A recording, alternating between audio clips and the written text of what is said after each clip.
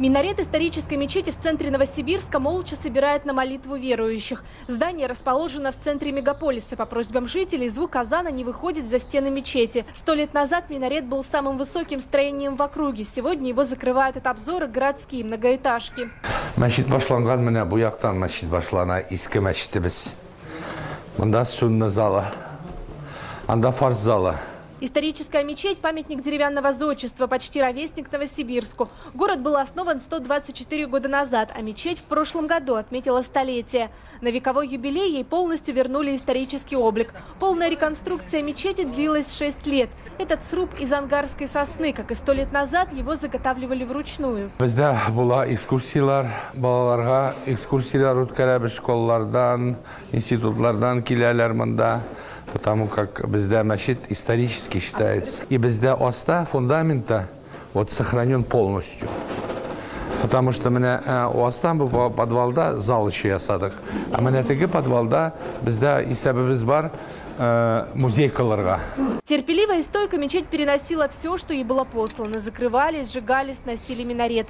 О репрессиях и гонениях на мусульман в Сибири рассказывает мемориал памяти во дворе мечети, где в 1937 году расстреливали имамов. В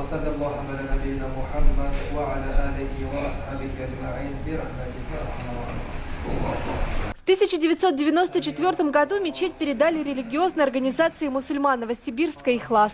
После реконструкции здесь вновь звучит азан, ведутся занятия по арабскому языку, основам ислама.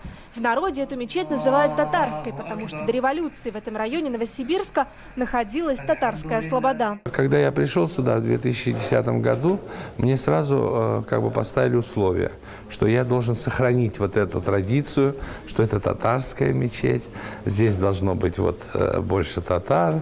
Ну, извините, их сегодня меньше наоборот, потому что они дома сидят. Историческая мечеть Новосибирска – единственное место в городе, где ведутся курсы татарского языка.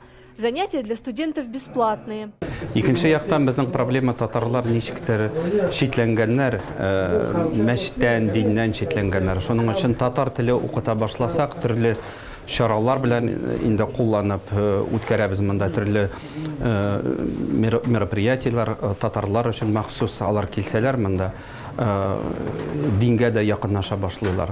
Некоторые ученики татарского языка после занятий остаются на молитве в месяц Рамадан. В мечети каждый день кормят постящихся. Ифтары организованы на пожертвования верующих. В этом году организация «Ихлас» планирует провести Ураза-Байрам в масштабах всего Новосибирска. София Хайруллина, Марат Нигматуллин, ТНВ, Новосибирск.